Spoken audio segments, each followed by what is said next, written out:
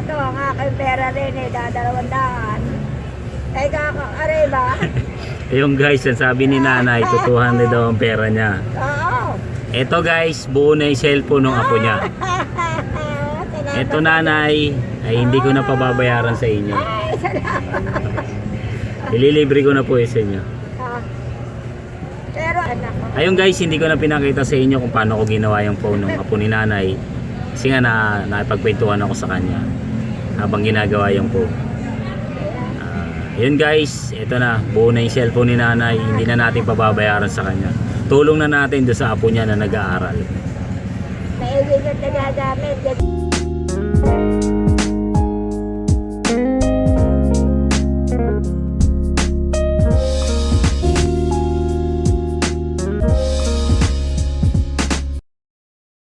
Even pa lang na ayun, nandito si mother guys.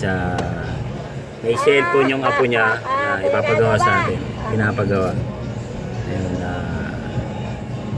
may sakit daw yung batang gagamit ito. Anong year na nai? First year.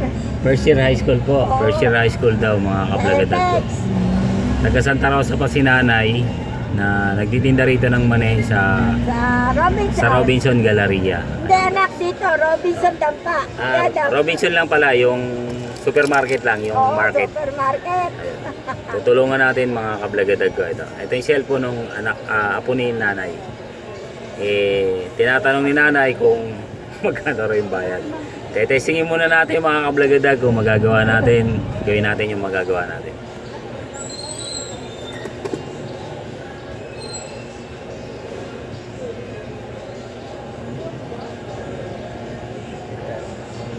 Okay na yan kuya, nilinis ko na rin charging port yung ginawa na natin. Oo, okay na yun. Ayun guys, gagawin natin yung cellphone ni nanay. Ito si mother guys.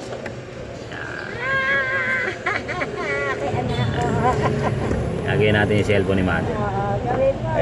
Kanya pinayos yan? Pagkalakan mo, lugi. Hindi may awa Diyos sa isang paskoro. Makapamaske, di siya makaka. Dal, dito yan. Oo. Yan may nagbigay lang Edi.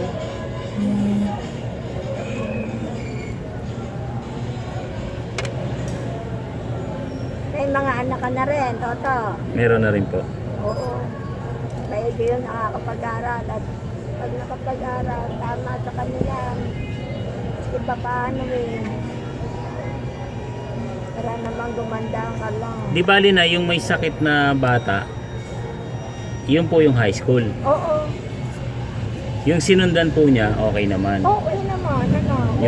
Yung bunso po. Oo, siya, oo. Ay, yung panganay lang po ang may ganun sakit.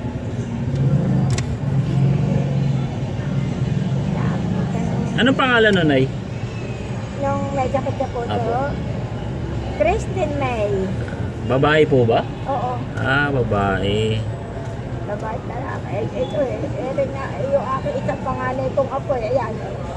Bale, nilakad ko naman doon ang kanyang, sa Alabang, medical assistant, para matulungan. Okay naman, natutulungan naman anak every 3 months. Tinutulungan naman kami doon. At taga Alabang naman po siya. Hindi, yung DSWD, DSWD. Oo. Okay naman po yun lumapit sa DSWD kasi ano naman tayo kumbaga pag hindi, sabi nga nila pag hindi natin kaya, pwede tayo lumapit sa mga sa barangay, sa munisipyo. Yun nga lang po, talagang pipila tayo. Oo, Pipila lang po. Kaya siyempre, asikasuhin din naman kayo doon may mag-aasikaso naman sa inyo, lalo na po katulad ninyo, senior na kayo. Ayun guys, si nanay kasi senior na. Ayan. Yung kanyang apo kasi guys, medyo may sakit sa puso, tapos siya na lang ang tumatayong magulang ng mga bata. Naiwan po sa inyo nung anak no. Ang kinabubuhay daw ni mother ay pagtitinda ng mani, tsaka pagtitinda ng suman. Okay lang naman yun ay kasi kumbaga marangal naman yung ginagawa nyo eh. Okay lang po yun. Una, Panginoon Diyos. Pangalawa, gabay natin, okay naman. Kailangan hanggang kaya natin eh. Kumilos tayo na kumilos. Oo, Anak. hanggat kaya naman. Hanggang Tsaka kaya anak ko, oo, tama. Oo. nakakatuwa rin si mother mga kablagadag. Ano? Kasi unang-una isipin nyo, naiwan sa kanya yung 2 bata. Tapos Oo, nasa akin. medyo may edad na si nanay. Pero itinataguyod niya pa rin mga kablagadag. Hindi ko pasintabi na lang sa inyo ha. Hindi katulad ng mga tao na may kakayanan naman na magtrabaho, may kakayanan na bumuhay ng pamilya. Hindi ka maniniwala yung anak kong bunso. Bunso ha, anak ko mismo. May sakit sa puso, rheumatic heart disease. Ito, nilakad ko yung papeles, yung kanyang papel sa alabang. Opo. Siya ay may sakit sa puso, rheumatic heart disease and failure. Pero nakakaya ko, apo, anak ko. Anak buhay. Isipin nyo yun guys, oh. Oh. Na itataguyod pa rin ni mother. Hindi ako yung sasabihin mo, anak na, hanggang kaya mo. Pagka hindi na kaya, hindi ko ako lapitan salamat. Kung di naman kaya pa natin, kumilos tayo. O, timo, tuwing every 21 days, pinatuturukan ko yung anak ko sa puso. Ang sakit sa puso.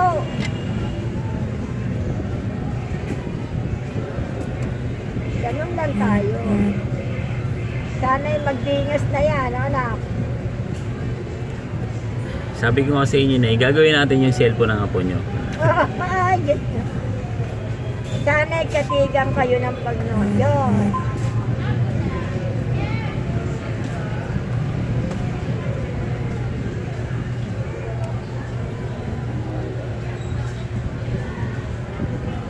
Ayan guys, sabi ko nga sa inyo, lumapit sa atin si mother para gawin yung cellphone ng apo niya. Kaya gagawin naman natin mga kablagadag ko dyan. Sa mga viewers ko dyan, maraming salamat sa inyo sa wala niyong sawang support at panonood sa mga video na ginagawa ko. Kaya gagawin natin yung cellphone ng apo ni nanay.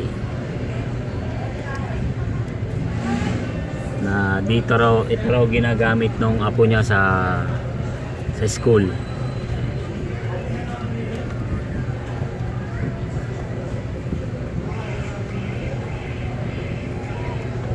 Yan nga anak eh, dyan sa Robinson, Kalbasan, mapabait din yung mga nalabas sa supermarket. Nagugulat na ako, nanay, may edad na kayo, nandiyan na po kayo. Oh, eto nanay, eto ha, hindi ko na biblihin. Ano ko, bibigay ko na rin to sa inyo. Okay, nene, sige, para matikman mo naman ang mani. Sasabihin ko gano'n, ano. O, si nanay. Yun ang Lord ang nagbibigay sa atin ng ating Panginoon Diyos. Dahil hindi natin hawak ang bibig ng tao, siya ang may hawak. Basta huwag tayong makakalimot. Tandaan mo yan, anak, huwag tayong makakalimot sa Panginoon Diyos na lumalang sa atin. Ano, sinaya.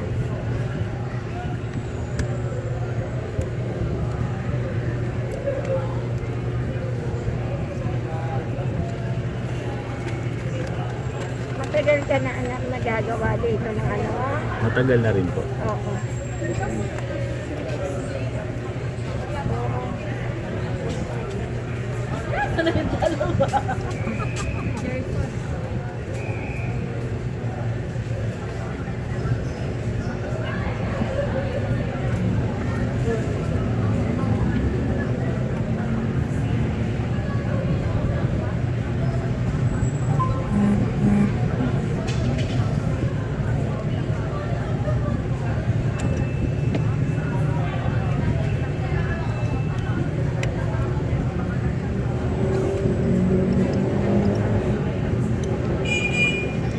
Sabi ko, makasaglit na nga din eh. At, Ibig po sabihin, galing pa kayo ng Alabang ngayon. oo, doon sa DSWD. Doon, every 3 months anak, nahingi ako ng tulong para naman doon sa panganay sa aking anak na bunso. Lahi siguro. Lahi talaga ang ano.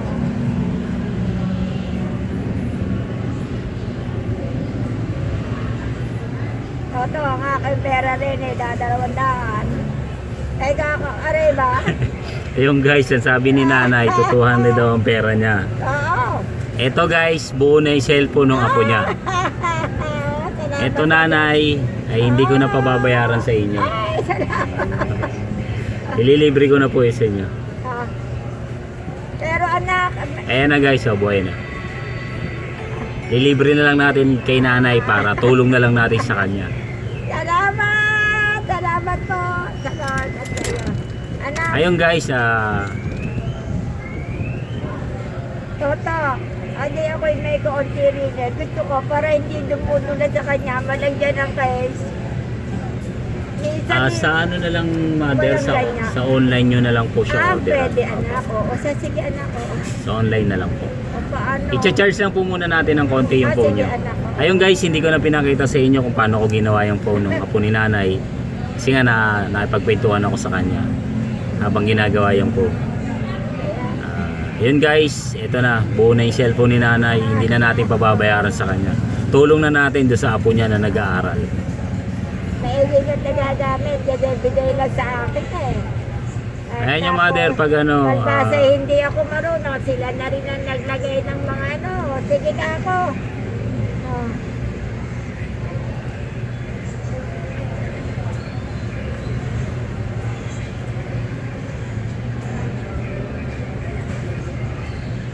Ay, dali, pasensya ka na anak ha. ito na yung apo nyo. Oo, wala.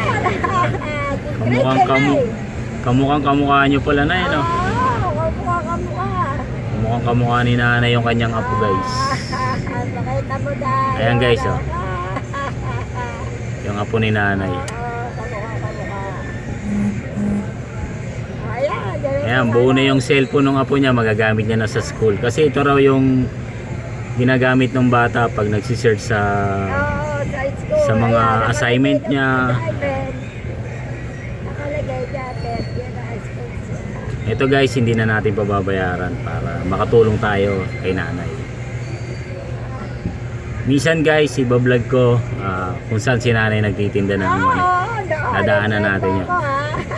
Doon lang anak ako, magmotor kayo, makikita mo nanay doon. Na makatikim kayo ng manitinda ko. Ito na, okay na yung cellphone ng apo niya. Salamat. Charge yun na lang po pag uwi sa inyo. Oo, anak ko. Okay na, anak. Ito guys, okay na yung cellphone ng apo ni Yun sa nanay. paglakas niya, anak, okay naman yung lakasan niya, anak ko.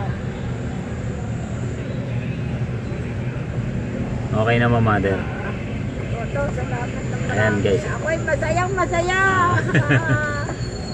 Anak ko, salamat. Sige po, ingat po kayo ha. Puntahan pangako mo, puntahan Oo, mo pupuntahan ako, kayo. anak. Yung payong nyo mother. Oo. Ingat kayo sa pagsakay nyo ha. Bye-bye, anak. Sige po, ingat po kayo, ingat. Bye-bye po. Bukas, puntahan Sige mo lang ako, na yo, anak. sige lang. Bye-bye. Ingat kayo. Ayun guys, maraming salamat sa inyo sa walang sawang support at panonood ng mga video na ginagawa natin. Ayun guys, meron na naman tayong natulungan. Although sabihin nating maliit na bagay lang para sa atin kasi technician tayo, sa kanila ay malaking bagay na yun. Ramdam na rin kasi nila yung katulad niyan, di mo, sabi nga natin na yung iba na nakakaluwag mas masarap yung buhay. Yung iba naman na naghihirap, hindi nila halos alam kung saan nila uubutin yung everyday na pambaon ng bata. Isipin mo, 2 bata yung hawak-hawak ni nanay na pinag-aaral niya, pinapakain niya dahil lang sa pagtitinda ng mani. Kaya napaka-blessed pa rin ng mga apo. Kaya, tsaka yung merong mga pamilya na maayos pa, kaya pa magtrabaho, di ba? Kompleto ang katawan, tapos malakas. Si nanay 71 years old na, mga kablagadad ko, kaya nakaka-proud. Isipin nyo, sabi sa akin kanina, natats ako eh. Ang pera niya ay 200 pesos lang. Galing siya ng Alabang, humingi siya ng legal assistant para doon sa isang anak niya na may sakit din na babae raw. Kaya parang natats ako, tinulungan ko na lang mga kablagadad. Nilibre ko na lang yung paggawa ng cellphone ng apo niya kasi talagang ramdam mo na kulang yung pera, tapos alam mo na hindi, kasi ako pag ganun talagang hindi ko na rin pinagbayad, naramdaman ko kasi pinagdaanan ko din yun. Kaya ingat na lang din si nanay, sana maging malakas pa siya, makagraduate yung apo niya at magamit nila yung cellphone na ginawa natin. Although hindi ko na po pinakita sa inyo kasi nga nakipagkwentuhan ako sa kanya. Nakakatats lang kasi sa ganung edad na 71 si 71, sabi niya kasi 70 siya, si 71 na nakakapagtrabaho pa siya. Isipin mo, taga Santa Rosa daw siya, mga kablagin ko. Kung sino man po makakapanood nito, kayo na lang po, kung gusto niyo tulungan si nanay, tulungan niyo na lang po sa abot ng inyong makakaya. Ako po guys, hindi naman ako nanghihingi sa inyo. Kung makita niyo lang po si nanay na kung kapitbahay niyo man siya o kung nakita niyo man kung saan, kayo na rin lang po ang bahalang tumulong sa kanya. Kung gusto nyo po, mag-comment na lang kayo kung gusto nyo sabihin kung nasaan si nanay. Dito po sa Pasita kasi sa may Robinson na grocery store, doon ko po siya huling nakita noon na nagtitinda siya ng mani. Nadaanan namin siya mag-asawa. Kaya nung lumapit siya kanina sa akin, sabi ko nga, anong problema, nay? Pero familiar sa akin yung mukha niya. Nagsalita siya na 200 pesos lang daw yung pera niya, kailangan daw ng apo niya sa school. 3 days na raw na hindi gumagana yung cellphone, gusto niya lang magawa para pag ano nung bata yung pag magsisearch sa project gano'n. Kaya natats naman tayo, kaya binigay ko na lang ng free yung paggawa ng phone ng apo niya. At least nakatulong ako kahit sa maliit na bagay para sa atin. Kaya guys, maraming salamat sa inyo. Don't forget to like, subscribe at huwag nyo kalimutan pindutin ang bell button para lagi kayong updated sa mga susunod. Yun nga lagi mga kablagadag, sinasabi ko na maliit man yan o malaki, lagi ko po pinagpapasalamat yan kay Lord kung anong biyaya na tatanggap natin sa pang-araw-araw. Mega loud shoutout po sa inyo lahat. Salute po ako sa inyo.